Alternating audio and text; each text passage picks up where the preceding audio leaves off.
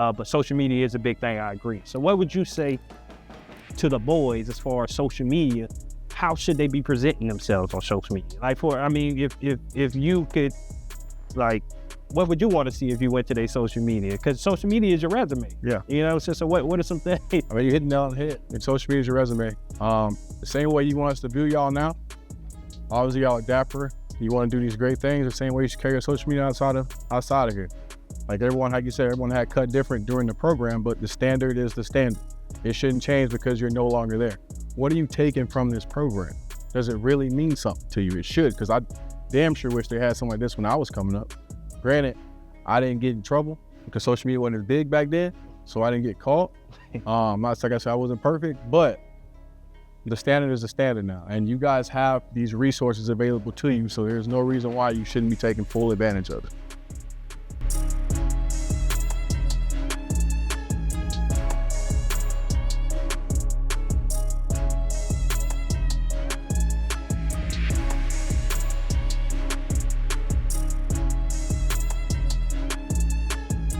Welcome world, welcome family to another episode of the EL2A Podcast. I'm your host, Jamie Gilmore Jr. To the right of me, we got Mr. Military Man, Mr. Miles McConaughey. How you doing today, brother? Feeling pretty good today. Love to hear. To the right of him, we got the Rocket, the highest of 7 hills, Mr. Eddie Rocker. How you feeling today, brother? I'm excited, man. Forever. We got it.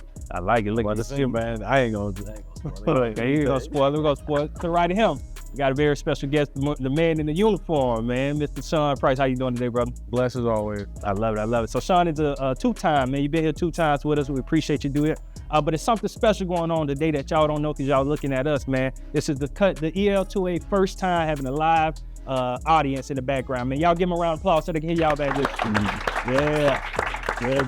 Yeah. All right.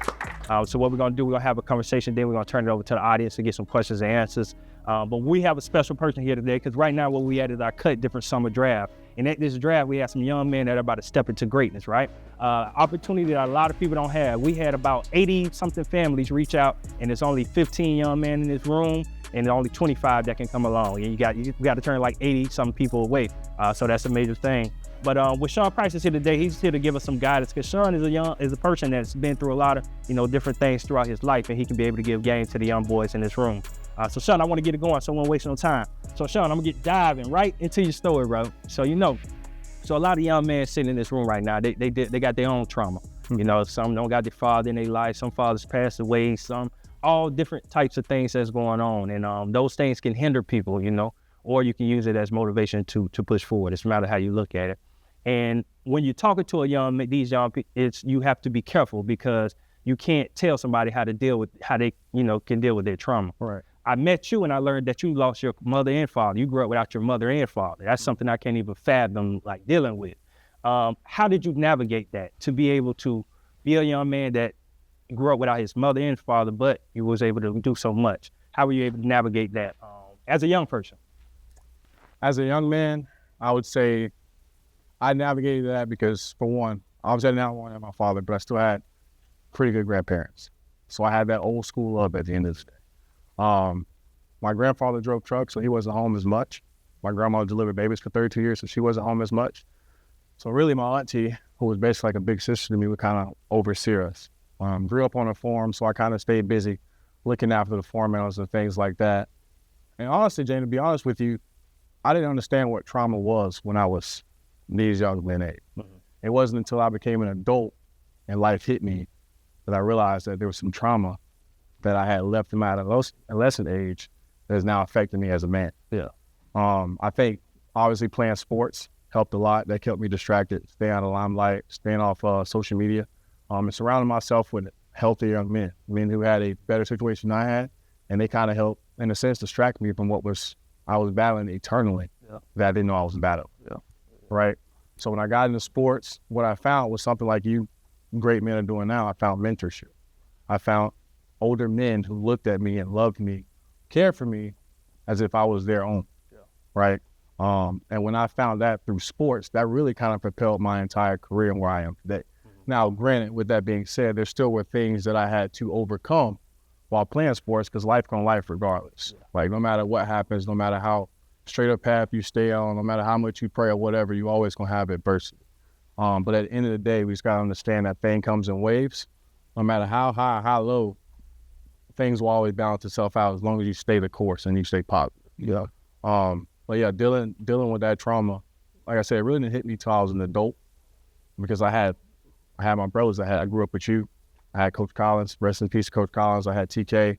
I had Coach McCall. I had a lot of older men who took me out there and showed me a way. But I also had to be open to that. Yeah. So let's talk about that. So when we talk about being open to that, so let's talk about emotions. So when we think about emotions, letting your emotions control you. Where you get to that age where you learn that you have to be in control of your emotions and not let your emotions control you? When did I learn? Like, when did you learn that? When did you really figure that out? Early on. Sports taught me that early on. 7th grade, worked for playing under Coach Ken. They teach you a lot about accountability, teamwork, things of that nature, where you understand and you start to realize that it's a big world, and it's, at the end of the day, it's bigger than you. And for me, what sports taught me was, when I don't control my emotions, I'm not only hurting myself, I'm hurting my team. In these young man situations, if you're not on a sports team, you're out after school hanging out with your buddies or whatever, you go out there and make a bad decision. You're not only hurting yourself or the person you're inflicting harm, or whatever teenage boys like to do, like they like to have fun, whatever we're doing that's causing you in trouble. You're not only hurting yourself, you're hurting your family, your friends, and people who care about you. And sports taught me that early on. So when I got in trouble in school, the whole team had to run. When I got suspended from school, all right, now my grandma, my grandpa, they had to take off work to take care of me at the house because there's nobody to supervise. And things like that, man, they just compound over time. There's plenty of examples that I can go over today, but I know we're on a time crunch on top of that. So funny thing about Sean, y'all know Sean was a bully in school, right? So y'all see big, he always trauma. So I'm gonna tell you, when I was in we were 6th grade, right? So I grew up in town. Then we kind of moved out on 326, so I went to North Marion. So I was new to the country area. And Sean was out there, and it was so happened the same period every time. Like, I was coming out I was going in the bathroom, he'd be coming out, and he'll hit me like that. And I'm like, hey, you playing with me? Like, at first it happened, then the second time, then we had to go and lock up in the bathroom and really see, who what was what. But I bring that up to say, so you big, right? So you're a big dude, and anybody can look at you and say that's the reason why, you got to where you're supposed to go, your talent. But then get a point into your life where you understand your talent can only get you so far. A lot of these young men, God bless them with different talents, you know what I mean? If that's speaking, the gift of gab, talk, or whatever that is. When did you learn out that talent wasn't enough? And then how did that experience affect you? You find that out real fast once you graduate from college. And much like you have here, it's a draft. At the end of the day, you can put all your eggs in one basket, and you can put your foot forward, and you can be ranked top tight end, top 3 tight ends, whatever it needs to be. And things just don't fall in your way. So at that time, I'll give you an example. My senior year coming out of college, I was the number 2 tight end coming out, supposed to get drafted 3rd round, tore my PCL in a bowl game on a blown play, a dead play anyway. Most drastic event that ever happened to me. I had a pretty good agent at the time. He still got me signed on with the Ravens. But due to that injury, especially in the NFL, they kind of held that over my head that at that point I was a liability. So it didn't matter how well I performed or how good I was, because at the end of the day, they knew that my right knee, there had been a deficiency there in my right knee, and there are hundreds and thousands of other young men coming out in the NFL, coming out of college, guys who are still waiting for opportunities who are healthier than me. Like I said, it's no matter how well you perform. That didn't matter. And then there are guys who got picked up who weren't better than me at all, but like you said, it's about who you know, and they had great agents. And their agents were friends with the GM. Their GM was friends with their families, and that's kind of how they got tied into that team. So there will come a point in your life where you realize that talent will only get you so far, and that sometimes that's not enough. And that was, for me, that was the focal point. As soon as I got signed to the Ravens and then released, it was unfortunate a bit like that. It is what it is. For sure. So what is so you got a row full of young men right now that are on the path to greatness. From your advice to them, what are some things they can do every single day to get at least 1% better every day? What is one thing they can focus on? Be honest with yourself. Be very honest with yourself. Be your biggest critic. Understand that you're not perfect, and that's okay. All right? You're going to make mistakes. That's okay. Right? Just make sure we're building, right? We're trying to progressively get better. The young man says he wants to improve his speech. That's phenomenal. You're at the right place. You're getting better every day you wake up and you keep that mindset. It starts here, right? As long as it's here, and then we start taking action towards that, we can get better.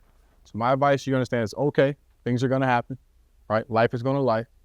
But as long as your head is in the right area and your heart's in the right place, you're following the right people, you'll be all right. And not to give up. Sometimes, and just to piggyback off what Sean said, going back to, and so I started smiling, leaving out of high school, I went to FAM, and all of us are pretty good in high school. But then, like you said, you get to a level of, you get to college, and now everybody's pretty good. So I get to FAM, and I went without a scholarship, so that's one thing against me. But then now I'm smaller than the other running backs, and people really don't know who I was at that point.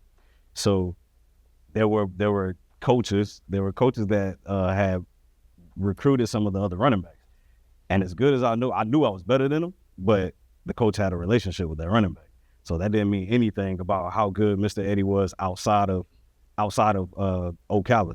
It didn't matter. And there was a point when I did want to give up. Not gonna lie, I stopped going to the workouts. I stopped doing the things that I needed to do. And at that point, I was really about to quit, because I see the coach, no matter how much I was putting in the weight room, no matter how much time I was putting in the weight room, no matter how much time I was putting into studying or whatever it was that I needed to do, I felt like it wasn't going to get me anywhere. But then Coach Collins actually called Pops. And when he called Pops, then, he got on to me about not showing up. And then it was a moment then that I had to remind myself that no matter what, I should have never told myself to give up. And then at that point, I started knowing what I needed to do, and I ended up starting. So never give up. Mr. Officer Sean is Just Sean. What's Sean? Just Sean. Mr. Sean say not to give up. Life is gonna keep lifing though. So just continue to push forward no matter what. Yeah.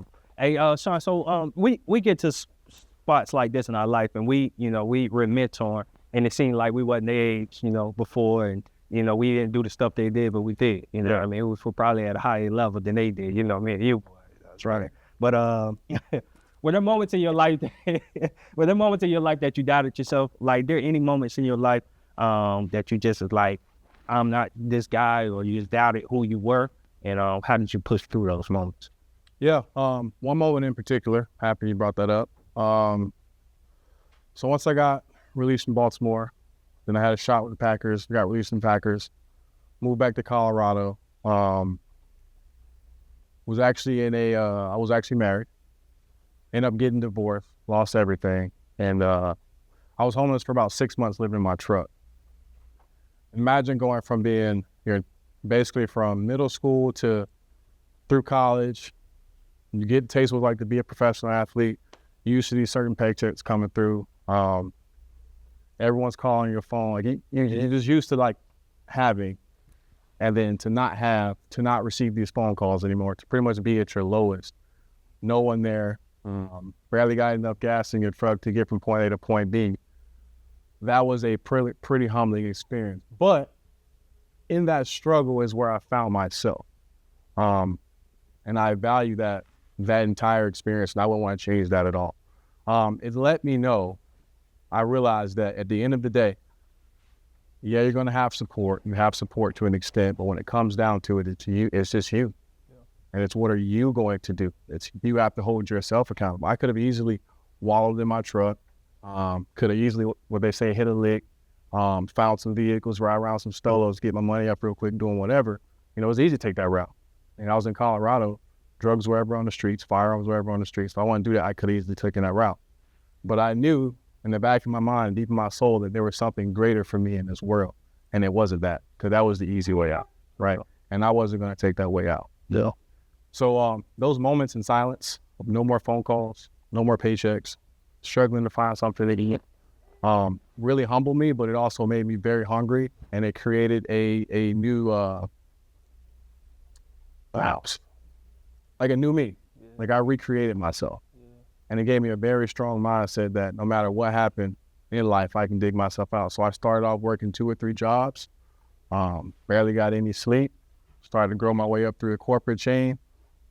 I stayed in shape. That's just a part of me. I love working out. That kind of helped me combat with some of my mental issues I had going at time. And then I know I got a call. I had an opportunity to play ball again. Grace to God, I made the right decision. Steadfast, stayed the course. No matter what happened, I stayed and did what I had to do. And I got a call to go play ball again. Went to the tryout and did what I had to do. Yeah, I love that. So what role did discipline and structure play in that? So because there's a foundation in you that even in that lost time, I'm pretty sure you still leaned into, even in the confusion. You know what I mean? Sometimes when you have something, a foundation that was built, then it won't allow you to go so far away from that foundation. Right. So how did discipline and structure play into helping you in those times? Well, at the end of the day, the standard is a standard, right? We're taught that at a very young age when you play sports. The standard is always going to be the standard. And you hear coaches talk about it all the time.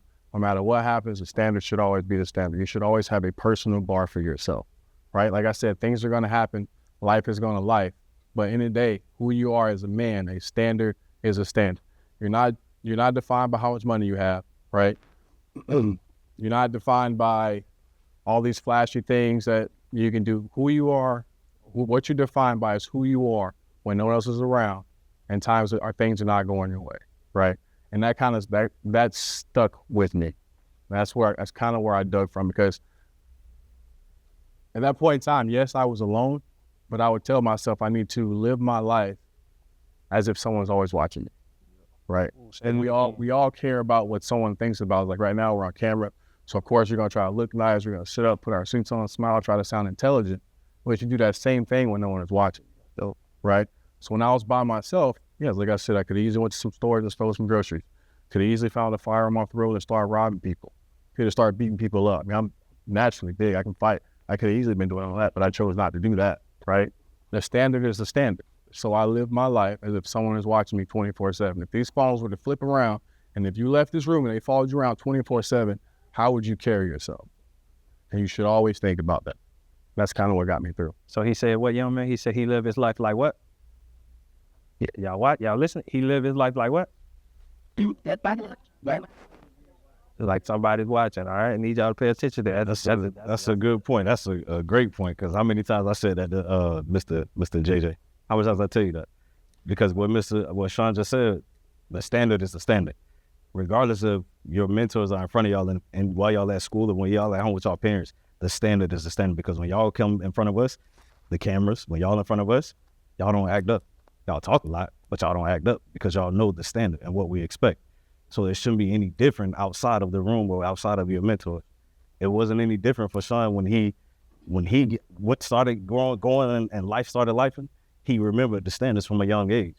Y'all have a privilege. Y'all are privileged to be a part of an organization, because there are a lot of boys that would like to be in y'all seats. You got to understand that regardless of the situation, my dad not in my life. Something happened to my dad tragically not in my life. Whatever the case is, that should not stop you, because you are surrounded by men who have taught you and continuously teach you the standard. That man not being in your life does not make you who you are.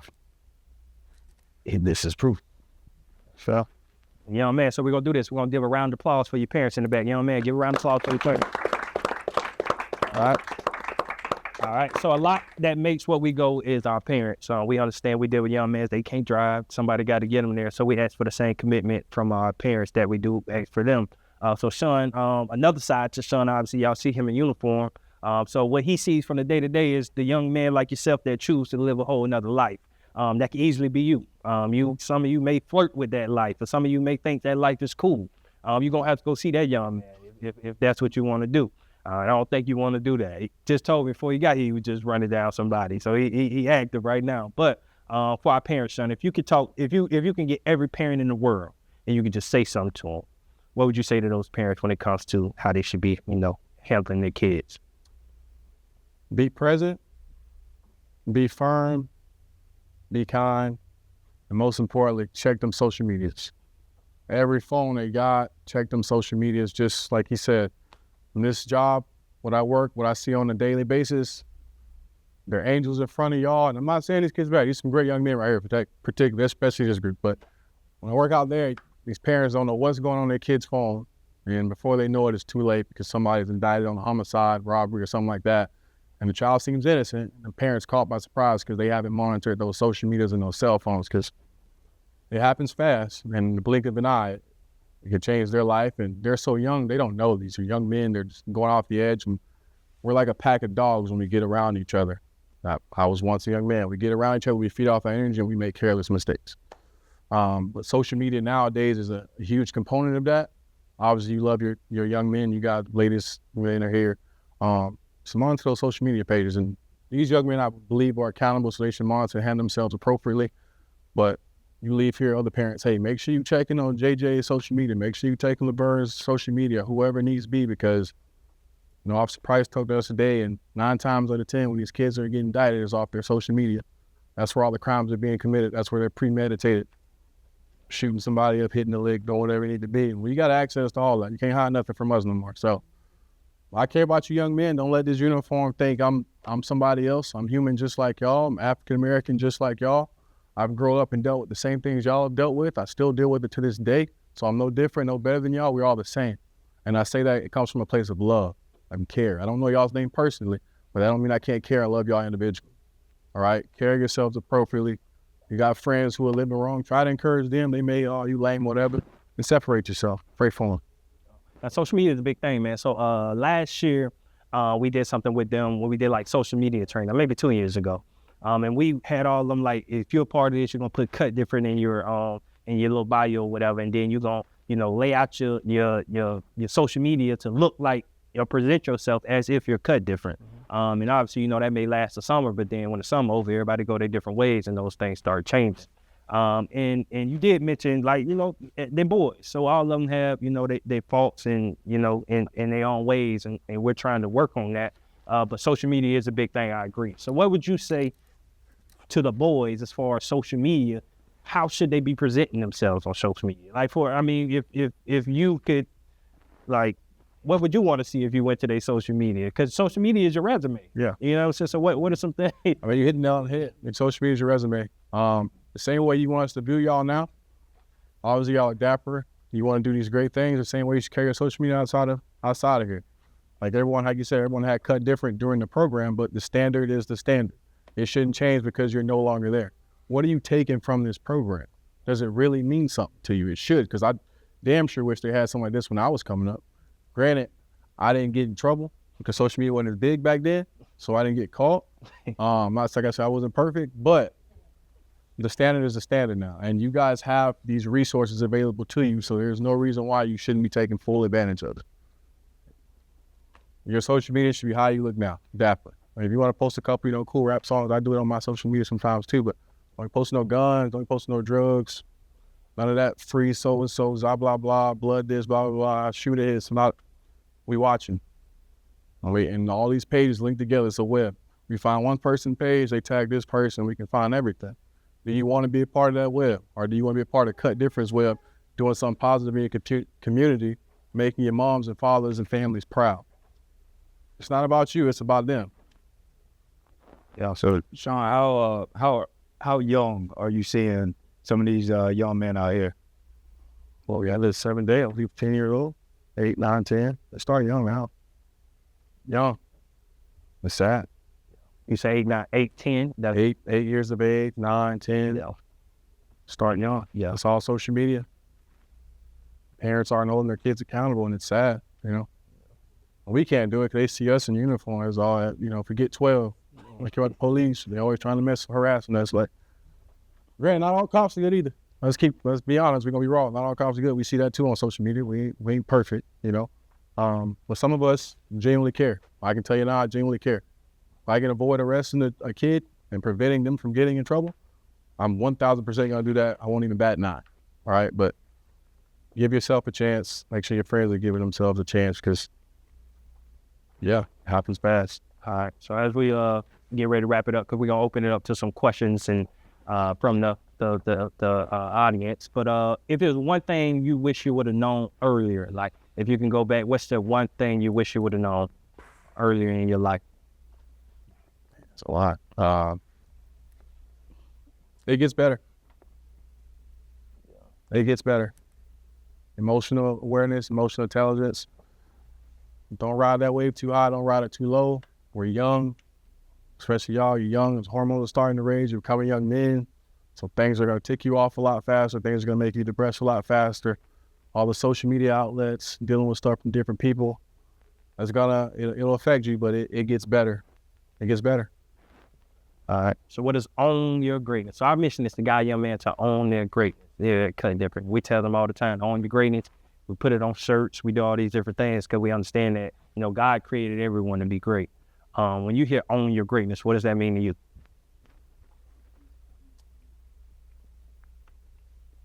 To me, when I hear that, it takes out of account comparison.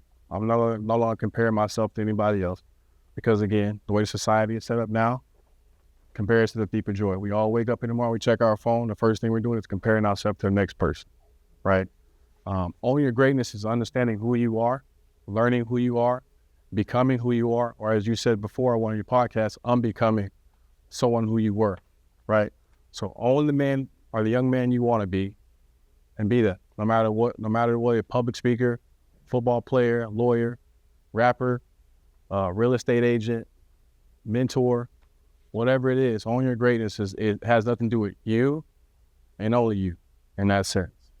How can you, being the best you, benefit the people around you? Own your greatness.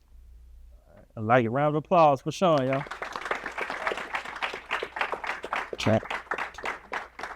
All right.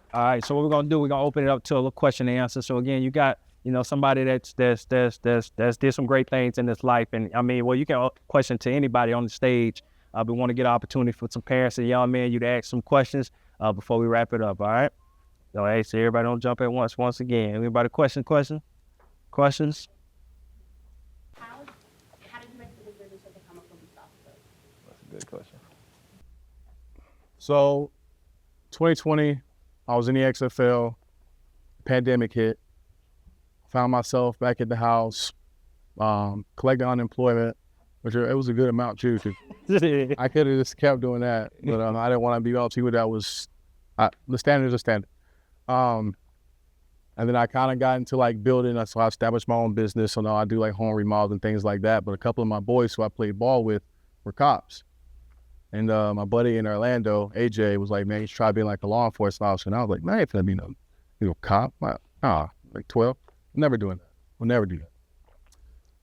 And then I started to see everything that was going on in the community, especially on social media. It was a huge divide between the African American community and law enforcement. And a lot of the things that were being done that social media was showing was a lot of African Americans being treated poorly, right?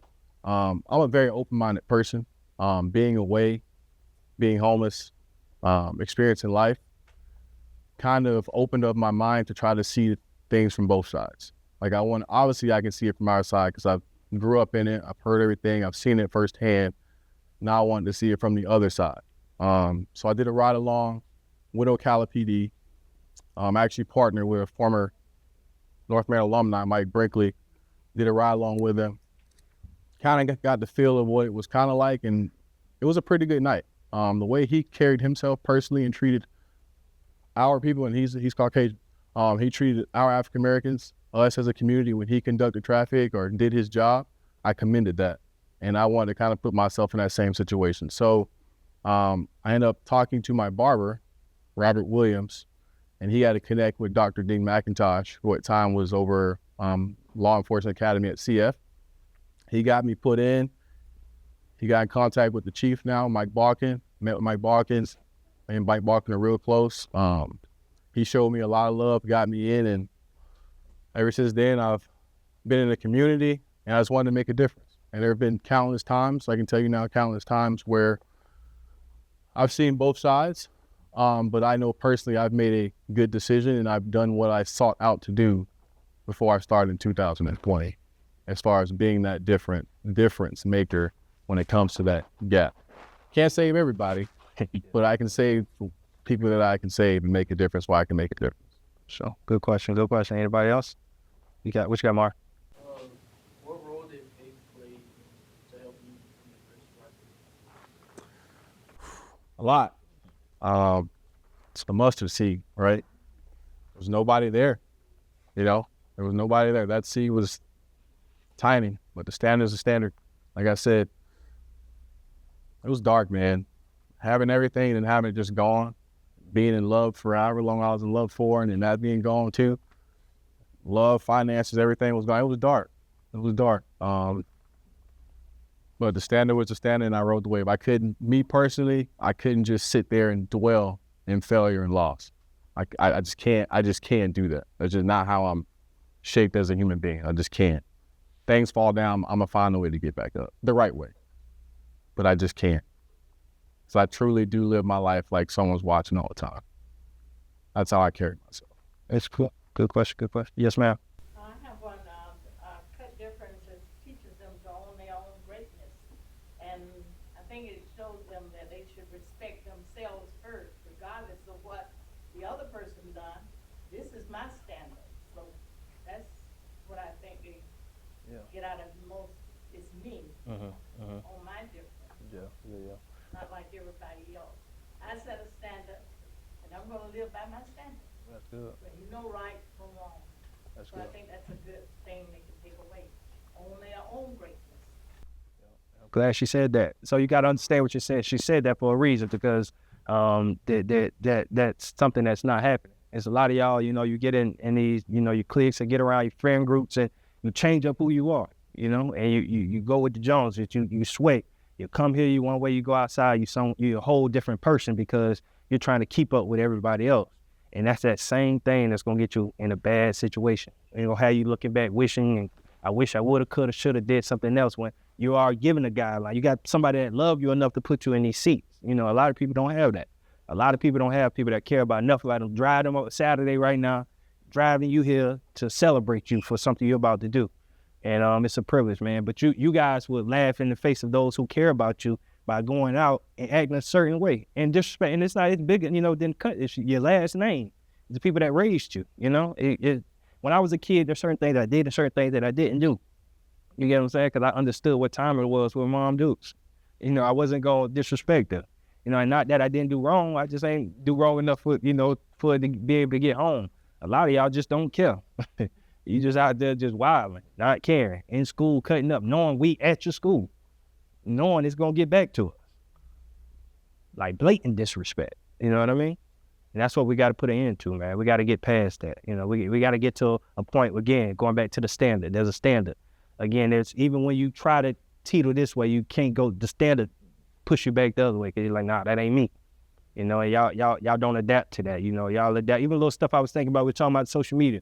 We'll be on social media, we'll post some cut different. Y'all may like it, but y'all got ABA Young Boy, Kodak Black all on your social, like y'all know them boys or something. Like showing love to all them boys, like they're your friends or something. And like they did something for you.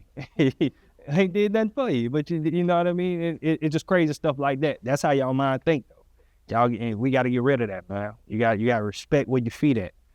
Be present where your feet at. The people that love you, the people that care for you, the people that's telling you right and wrong. So thank you for saying that, all right? But any other questions before we get? Yes, ma'am, Ms. Damon.